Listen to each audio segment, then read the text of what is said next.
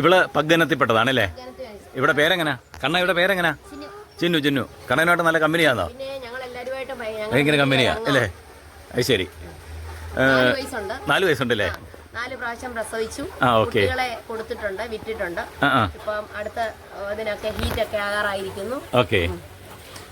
ഈ കോഴിക്കാഷ്ടമൊക്കെ എന്ത് ചെയ്യും?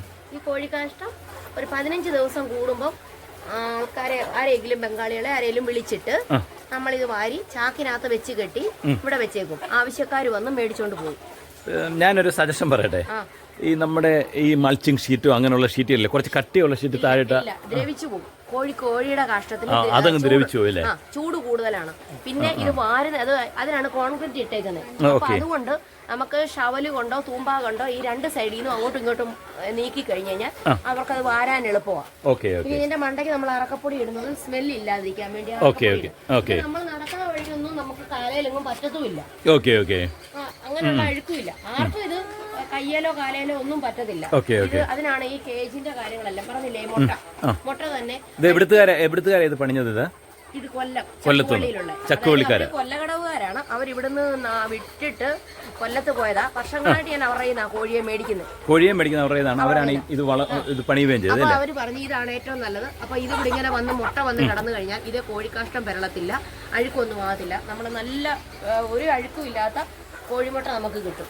അതിന് 2 ദിവസം കൂടുമ്പോഴായാലും നമുക്കിത് പെറുക്കിയാൽ മതി. ഇത് ആർക്കും ചെയ്യാവുന്ന ഒരു കാര്യമാണ്. തീർച്ചയായിട്ടും. കാരണം അധ്വാനിക്കാൻ തയ്യാറുള്ള ചെലവ് വന്നാലും 2 പ്രാവശ്യം കോഴിയെ ഇട്ട് കഴിയുമ്പോൾ നമുക്ക് എങ്ങനെ ആയി കഴിഞ്ഞാലും 95% 100 കോഴിക്ക് 95% നമുക്ക് മുട്ട കിട്ടും. 100 ഗ്രാം 110 ഗ്രാം കോഴിത്തീറ്റേ ആവുന്നുള്ളൂ ഒരു കോഴിക്ക്. അങ്ങനെ ആയി കഴിഞ്ഞു. പിന്നെ കഷ്ടപ്പാടിന്റെ ഇച്ചിരി കഷ്ടപ്പാടെന്ന് പറഞ്ഞു കഴിഞ്ഞാൽ രാവിലെയുള്ള തീറ്റ കൊടുപ്പേ ഉള്ളൂ. വെള്ളം ഓട്ടോമാറ്റിക്കലാ. എന്തായാലും രാവിലെ മുതൽ വൈകുന്നേരം വരെ ഇതിനകത്ത് നിൽക്കണ്ട. പിന്നെ നമ്മൾ ശ്രദ്ധിക്കേണ്ടതെന്ന് വെച്ചാൽ ഇവിടെ 10,000-7,000 രൂപയ്ക്കൊക്കെ ജോലി ചെയ്യുന്ന സർക്കാർ സ്വകാര്യ സ്ഥാപനങ്ങളിൽ പോയിട്ട് ജോലി ചെയ്യുന്ന ആൾക്കാരൊക്കെ ഉണ്ട്. അവരൊക്കെ ഇതുപോലെ വീട്ടിലാണെങ്കിൽ ഇതുപോലുള്ള സ്വയം തൊഴിലുകൾ കണ്ടെത്തി കഴിഞ്ഞു കഴിഞ്ഞാൽ ചെയ്യാൻ പറയുന്നുണ്ട്. ഈ 10,000 രൂപയ്ക്ക് പോയി ജോലി ചെയ്യുന്നു. കാരണം ചെങ്ങന്നൂർ ഒരു കടയിൽ ചെന്ന് കഴിഞ്ഞപ്പോൾ ഒരു ഉടമസ്ഥൻ ഒരു ജോലിക്കാരിയെ അവരെ വഴക്ക് പറഞ്ഞു കഴിഞ്ഞപ്പോൾ അവർ പോയിരുന്ന് കരയെന്ന് കണ്ടപ്പോൾ ഞാൻ ചോദിച്ചു, നിങ്ങൾക്ക് സ്വന്തമായിട്ട് വീട്ടിലൊരു ജോലി ചെയ്യരുതോ? ഒരു കോഴി ഫാമോ അല്ലാതെ ഒരു പശു ഫാമോ ആരുടെയും വഴക്ക് കേൾക്കണ്ടായാലും 8,000. അതിൽ ഞാൻ ചോദിച്ചപ്പോൾ പറഞ്ഞ ശമ്പളം കിട്ടുന്നത് എനിക്ക് 8,000 രൂപയാണ്. ഞാൻ ഈ 2 കോഴി ഫാമിനകത്തുനിന്ന് എനിക്ക് ഒരു 45,000 രൂപ എങ്ങനെ ആയിക്കഴിഞ്ഞാലും എനിക്ക് എല്ലാം കഴിഞ്ഞ് ലാഭം കിട്ടുന്നുണ്ട്. കോഴി വേസ്റ്റ് കൊടുത്തും പിന്നെ മുട്ട കൊടുത്തിട്ടും എല്ലാമായിട്ട് ഞാൻ വീട്ടിലിരുന്ന് ഇത്രയും പൈസ ഞാൻ ഉണ്ടാക്കുന്നുണ്ട്. ഓക്കെ. അപ്പോൾ തീർച്ചയായിട്ടും അത് അപ്രീഷിയേറ്റ് ചെയ്യുന്നു. നമ്മുടെ നാട്ടിൽ ഇതുപോലെയുള്ള സംരംഭകരെ തിരിച്ചറിയാനോ അല്ലെങ്കിൽ അവരെ അപ്രീഷിയേറ്റ് ചെയ്യാനോ നമ്മുടെ നാട് തയ്യാറാകാതിരുന്നതിനെ തുടർന്നാണ് നമ്മുടെ ആലാവിപണി ഉണ്ടായത്. അതായത് നമ്മുടെ നാട്ടിലെ കർഷകരെ അവർ വളരെ ചൂഷണത്തിന് വിധേയരായിരുന്നു. അതിൽ നിന്ന് ഒരു പരിഹാരമായിരുന്നു ആലാവിപണി ലക്ഷ്യമിട്ടിരുന്നത്. അത് വിജയിക്കുകയും ചെയ്തിട്ടുണ്ട്. അതിനകത്ത് വളരെ സന്തോഷമുണ്ട്. രഞ്ജിനിയെ പോലെ അധ്വാനിക്കാൻ തയ്യാറുള്ള ആൾക്കാർ അവരൊക്കെ ഓരോ ദിവസവും ഡെവലപ്പ് ചെയ്ത് വരുന്നു. അവരുടെ സാമ്പത്തികം വർദ്ധിപ്പിക്കുന്നു, അവരുടെ വരുമാനം വർദ്ധിപ്പിക്കുന്നു. ഇങ്ങനെയുള്ള ജോലികൾ ചെയ്യുമ്പോൾ അവർക്ക് സന്തോഷവും ഉണ്ടാകുന്നു. അതാണ് നമുക്ക് നമ്മുടെ ഈ വിപണിയുടെ ഏറ്റവും വലിയ നേട്ടം എന്ന് പറയുന്നത്. പിന്നെ ഈ കോഴിയെ കണ്ടു കഴിഞ്ഞപ്പോഴേ എനിക്ക് തോന്നിയ ഒരു കാര്യം കൂടെ. തമിഴ്നാട്ടിൽ കുറേ കൂടെ അടുപ്പിച്ചിട്ടാണ് കോഴിയെ വളർത്തുന്നത്. അവർ പറയുന്നതെന്ന് വെച്ച് കഴിഞ്ഞാൽ കോഴി അങ്ങോട്ടും ഇങ്ങോട്ടും നടക്കാനായിട്ടുള്ള സൗകര്യം ചെയ്തു കൊടുക്കരുത്. അങ്ങനെ ചെയ്തു കൊടുത്തു കഴിഞ്ഞാൽ കോഴിയുടെ കലോറി കുറയും. അങ്ങനെ എന്തോ ഒരു സംഭവം ഒരാൾ എന്നോട് പറഞ്ഞതാണ്. അങ്ങനെ വരുന്നുണ്ടെങ്കിൽ അത് മുട്ട ഇടുന്നത് ഒരാളെന്നോട് പറഞ്ഞതാ, മുട്ട ഇടുന്നത് കുറയുമെന്ന് പറഞ്ഞു. അപ്പം എന്തായാലും ഇവിടുത്തെ കോഴികൾ സന്തുഷ്ടരാണ്. പുറത്തിറങ്ങി നടക്കുന്നില്ലെങ്കിലും അവർക്ക് ഇതിനകത്ത് നടക്കാനായിട്ടുള്ള സ്ഥലമുണ്ട്. അപ്പം നമ്മുടെ YMCA റോഡിലുള്ള രാജ്ചാനുണ്ട്. രാജ്ചാന് പറഞ്ഞതെന്ന് വെച്ച് കഴിഞ്ഞാൽ ഇങ്ങനെയുള്ള കോഴികൾക്ക് ഹാപ്പി ഹോർമോൺ കൂടുതലായിരിക്കും എന്ന് പറഞ്ഞു. അത് തന്നെ ഈ കോഴികൾക്ക് ഹാപ്പി ഹോർമോൺ കൂടുതലാണ്. ഇത് കഴിക്കുന്നവർക്കും സന്തോഷമുണ്ടാകും.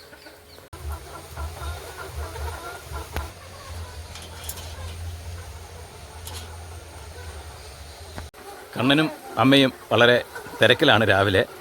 കണ്ണനും അമ്മയെ സഹായിക്കാനായിട്ട് ഉണ്ട്. കണ്ണൻ നല്ലൊരു കുട്ടിക്കർഷകൻ കൂടിയാണ്. കണ്ണന് രാവിലെ കോഴിക്ക് തീറ്റി കൊടുക്കുകയാണ്.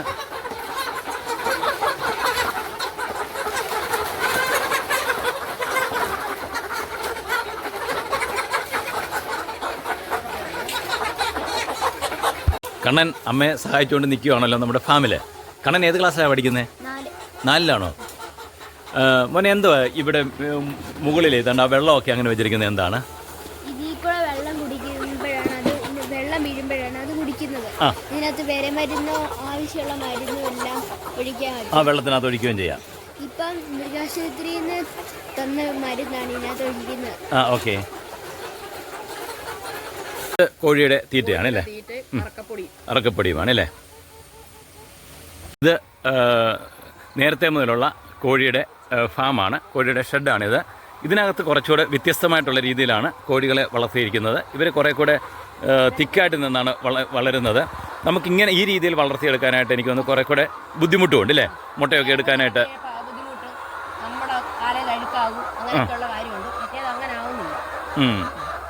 ഇത് മുട്ടയെടുക്കണം, പിന്നെ അതുപോലെ തീറ്റ കൊടുക്കാൻ ബുദ്ധിമുട്ട്. എന്തായാലും ആ ഹൈടെക് ഫാം അടിപൊളിയായിട്ടുണ്ട്. ആരെങ്കിലുമൊക്കെ ചെയ്യുവാണെങ്കിൽ രഞ്ജിനിയെ കോൺടാക്ട് ചെയ്യുക. രഞ്ജിനിയെ കോൺടാക്ട് ചെയ്ത ശേഷം ഇവിടുന്ന് കാര്യങ്ങളൊക്കെ മനസ്സിലാക്കാനായിട്ട് പറ്റും. ഇത് കണ്ണൻ ചേമ്പാണ് അല്ലേ?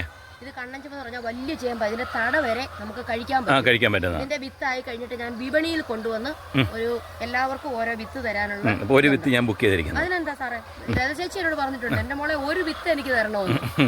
അതറിയോ, അതുപോലത്തെ ചേമ്പുണ്ടാകുന്നത്. അത് ടേസ്റ്റോ നമ്മുടെ കൊച്ചി ചേമ്പിന് ടേസ്റ്റ് അല്ല, അതിന് പ്രത്യേക ടേസ്റ്റാ. നമ്മുടെ വലിയ വണ്ണമുള്ള ഇതുപോലെ ഉണ്ടാവും, എന്തോ ചേമ്പ് പോലെ ഉണ്ടാവും, പക്ഷെ ടേസ്റ്റ് കൊച്ചി ചേമ്പിന്റെ. ഇവിടെ തന്നെ ഇപ്പം ശ്രദ്ധിക്കേണ്ട ഒരു കാര്യമുണ്ട്. സ്വാർത്ഥത മുഖമുദ്രയാക്കിയ മലയാള സമൂഹത്തിൽ, കാരണം എൻ്റെ വ്യക്തിപരമായിട്ടുള്ള അനുഭവങ്ങളുടെ അടിസ്ഥാനത്തിൽ പറയുന്നതാണ്, ഈ കർഷകരൊഴികെ മിക്ക ബഹുഭൂരിപക്ഷം ആൾക്കാർക്കും സ്വാർത്ഥത ഒരു മുഖമുദ്രയാണ്. ആ ഒരു സമൂഹത്തിലാണ് പറഞ്ഞത്. എന്ത് സിമ്പിളായിട്ടാണ് പറഞ്ഞത്, ഇതിൻ്റെ തൈകൾ ഞാൻ മറ്റുള്ളവർക്ക് കൊടുക്കാനായിട്ട് കൊണ്ടുവരുന്നുണ്ടെന്ന്, വിപണിയിൽ കൊണ്ടുവരുന്നുണ്ടെന്ന് പറഞ്ഞത്. രഞ്ജിനി, ഇത് പച്ചമുളകാണല്ലേ? പച്ചമുളക്. ഇത് ഒരു വളവും ചെയ്തിട്ടില്ല, ഈ കോഴിവളത്തിൽ തന്നെ കിളിച്ചു വന്ന പച്ചമുളക. ഇതിനകത്തുനിന്ന് ഇന്നലെയും കുറെ പറിച്ചു ഓരോരുത്തർക്കും ഞാൻ കൊടുക്കുക. ഇവിടെ അടുത്തുള്ളവർക്കാണെന്ന് പറഞ്ഞാലും പലർക്കും ഇവിടെ ഞാൻ പച്ചമുളക് പറിച്ചു കൊടുക്കുക. ഞാൻ വിപണിയിൽ ഇത് കൊണ്ടുവരാറില്ല, കാരണം നല്ല സാധനം ആയതുകൊണ്ട് നമ്മുടെ വീട്ടിൽ എടുക്കും. പിന്നെ ആ ചുറ്റുവട്ടത്തുള്ള ഒരു കാര്യം ചെയ്യും, ഇന്നെന്തായാലും ഓണമാണ്, ഓണം ചന്തയാണ്, ഇന്ന് ഇതിന് പറിച്ചുകൊണ്ട് വരണം. അപ്പം ഇന്ന് ഒരു കാര്യം കൂടെ ശ്രദ്ധിച്ചോണം, ഇതും പറിച്ചുകൊണ്ട് വരണം. അതേപോലെ തന്നെ ആ വഴുതനങ്ങയൊക്കെ ഉണ്ടല്ലോ, നിന്ന് പഴുത്തു പോകുന്നു. എനിക്കറിയാം രഞ്ജിനി തിരക്കാണ്, തിരക്ക് കാരണം രഞ്ജിനിക്ക് ഇതൊന്നും പറിക്കാനായിട്ടുള്ള സമയം കിട്ടുന്നില്ല. ഒരു കാര്യം ചെയ്യും, ഇന്ന് അതൊക്കെ ഒന്ന് പറിച്ചുകൊണ്ടൊന്ന് കൊണ്ടുപോകാം വിപണിയിലേക്ക് കേട്ടോ. അതുകൊണ്ട് ഇവിടെയൊക്കെ നിപ്പുണ്ട് ഉണ്ട്. അതേപോലെ തന്നെ ഓക്കെ, ഇതിലെല്ലാം ഉണ്ട്. അപ്പോൾ ഇത് ഇന്ന് കൊണ്ടുവരണേ, ഇന്ന് വിപണിയിൽ കൊണ്ടുപോകാം. ഒരു കാര്യം പ്രത്യേകം ശ്രദ്ധിക്കേണ്ടത്, ഇതിനൊന്നും യാതൊരു വിഷം അടിക്കുന്നില്ല എന്നുള്ളതാണ്. അയ്യത്ത് ഇങ്ങനെ ഇട്ടിരിക്കുവാണ്, അത് അവരുടെ വഴിക്ക് ഇങ്ങനെ വളരുന്നു. ആ കാണുന്നതെല്ലാം ആ പറഞ്ഞ ആ ചേമ്പാണ് അല്ലേ? പിന്നെ അവിടെ ഇഞ്ചി നിപ്പുണ്ട്, അതേപോലെ തന്നെ ഓമ നിപ്പുണ്ട്, റെഡ് ലേഡിയാണ്. ഓക്കെ, എന്തായാലും പേടിക്കണ്ട. എൻ്റെ വീട്ടിലൊരു 3-4 റെഡ് ലേഡി ഇരിപ്പുണ്ട്. അതൊരാൾ എനിക്ക് ഫ്രീ ആയിട്ട് തന്നതാണ്. നമ്മുടെ കൂട്ടായ്മയ്ക്കുള്ള സന്തോഷം അതിന് തന്നതാണ്. ഞാൻ അത് രഞ്ജനിക്ക് തന്നേക്കാം. കണ്ടോ ഈ കിളിക്കുന്ന കണ്ടോ, ഓരോ ചീര. ഇതിനി ഞാൻ പറിച്ച് ഈ ഗ്രോ ബാഗിനകത്തോ ചട്ടിക്കകത്തോ വെച്ചിട്ട് മഴയ്ക്ക് മുന്നേ, മഴ കൊള്ളാതെ അത് കൊണ്ടുവന്ന് വെച്ച് കഴിഞ്ഞാണ്ടല്ലോ നല്ല സുന്ദരമായിട്ട് അത് കിളിക്കും. സാറ് കണ്ടോ ഈ കിളിക്കുന്നത്? ഇവിടെ താഴെ ചീര വളർന്നു വരുന്നു. കഴിഞ്ഞ വർഷത്തെ എൻ്റെ ചീരയുടെ അരി വീണ് കിടന്ന് കിളിക്കുന്നതാണ്. രഞ്ജിനി അത് ഗ്രോ ബാഗിലേക്ക് മാറ്റുകയാണ്. അപ്പം ഇവിടെ പറയാനുള്ളത്, എനിക്കും പറയാനൊരു കാര്യം എന്ന് വെച്ച് കഴിഞ്ഞാൽ, എൻ്റെ വീട്ടിലേക്ക് കയറുന്ന ആ ഭാഗമില്ലേ, എൻ്റെ വീട്ടിലേക്ക് ഗേറ്റിൻ്റെ പുറത്ത് റോഡ് സൈഡിൽ തന്നെ ഇതുപോലെ ചീര വളർന്നു വരുന്നുണ്ട്. എൻ്റെ മുറ്റത്തൊക്കെ ഇതുപോലെ ചീര വളർന്നു വരുന്നുണ്ട്. അപ്പം അതെല്ലാം എടുത്ത് ഗ്രോ ബാഗിലേക്ക് മാറ്റി വെക്കുകയാണെങ്കിൽ എനിക്കും അത് ഉപയോഗിക്കാൻ പറ്റും. അപ്പോൾ ഞാനതൊക്കെ എടുത്ത് ഗ്രോ ബാഗിലേക്ക് ഒന്ന് മാറ്റി വെക്കാൻ പോവുകയാണ് വീട്ടിൽ നിൽക്കുന്നത്. ഇത്തിരി എത്ര നാൾ മുട്ടയിടും? 18 മാസം 18 മാസം കഴിഞ്ഞ് മുട്ട ഇടും. പക്ഷെ അത് നമ്മൾ ഉദ്ദേശിക്കുന്നോട്ട് വിപണനത്തിന് വേണ്ടിയുള്ള രീതിയിൽ കിട്ടത്തില്ല. വീട്ടിൽ അഴിച്ചു വിട്ട് അല്ലാതെ വളർത്തിയാൽ ഇതിനെ കൊണ്ടുപോയി വളർത്തിയാൽ അത്യാവശ്യം കിട്ടും. പക്ഷെ ഇത് എനിക്ക് വിപണനത്തിന് വേണ്ടി ആയതുകൊണ്ട് ഈ കോഴിത്തീറ്റ ഞാൻ വാങ്ങിച്ചു കൊടുക്കുമല്ലേ, അപ്പൊ അതെനിക്ക് മുതലാവത്തില്ല. 18 മാസം ആകുമ്പോൾ ഇത് ഞാൻ അതിനെ വിൽക്കും. വിറ്റതിന് ശേഷം ഇവിടെ ഇനിയും പഴയ രീതി, ഇത് പുതിയ രീതി ഹൈടെക് ഫാം ഉണ്ടാക്കാനാണ്. അപ്പൊ ഇതിനകത്ത് തന്നെ തീറ്റയുടെ സംവിധാനം. അപ്പൊ ഇവിടെ അങ്ങ് വൃത്തിയാക്കിക്കൊണ്ട് ഒരു തീറ്റ ഷെഡ് വെക്കുമ്പോൾ ഇങ്ങോട്ട് വണ്ടി കൊണ്ടുവന്ന് ഇവിടെ കൊണ്ട് തീറ്റ കൊണ്ടുവെക്കും. അവിടെ ഇറക്കാനായിട്ട് സൗകര്യം. ഇവിടെ ഒരു ഷെഡ് വെക്കുക, ഷെഡ് വെച്ചിട്ട് തീറ്റ അപ്പൊ നേരിട്ട് അങ്ങ് എടുത്ത് കൊടുക്കുക, അവിടെ നിന്ന് വരെ കൊണ്ടുവരണ്ട. ഓക്കെ. എന്തായാലും ഞാനും വളരെ സന്തുഷ്ടനാണ്.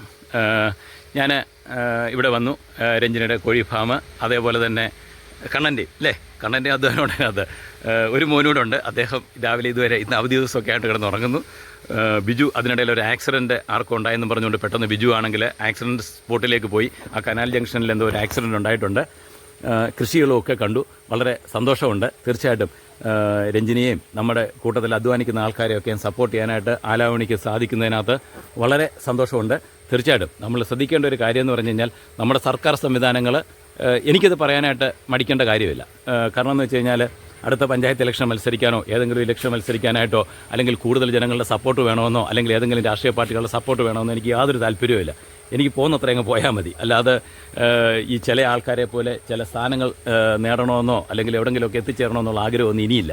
അപ്പോൾ അതുകൊണ്ട് എനിക്ക് പറയാനുള്ള കാര്യം പറയാം, ഈ സർക്കാർ സംവിധാനങ്ങൾ എന്ന് പറയുന്നത് ശരിക്കും പറഞ്ഞാൽ സാധാരണക്കാർക്ക് അപ്രാപ്യമാണെന്നുള്ള കാര്യമാണ് എപ്പോഴും തിരിച്ചറിഞ്ഞുകൊണ്ടിരിക്കുന്നത്. അതിനൊരു മാറ്റം ഈ നാട്ടിലുണ്ടാകേണ്ട സമയം അതിക്രമിച്ചിരിക്കുന്നു. ജനങ്ങളും ഇതിനെ ചോദ്യം ചെയ്യാനായിട്ട് ഇപ്പോൾ രഞ്ജിനി പറഞ്ഞിരിക്കുന്നത് പോലെ കഴിഞ്ഞ 2 ആഴ്ചയ്ക്ക് മുമ്പ് ജയരാജ് പറഞ്ഞതുപോലെ നമ്മുടെ ആൾക്കാർ അത് തുറന്നു പറയാനായിട്ട് തയ്യാറാകണം. കാരണം എല്ലാ രംഗങ്ങളിലും തകർന്നടിയുന്ന ഒരു നാടാണ് നമ്മുടെ ഇവിടെ കാണുന്നത്. ഒരു സ്ട്രീറ്റ് ലൈറ്റ് പോലും നേരെ വർക്ക് ചെയ്യിപ്പിക്കാനായിട്ട് ഇവർക്ക് സാധിക്കുന്നില്ല.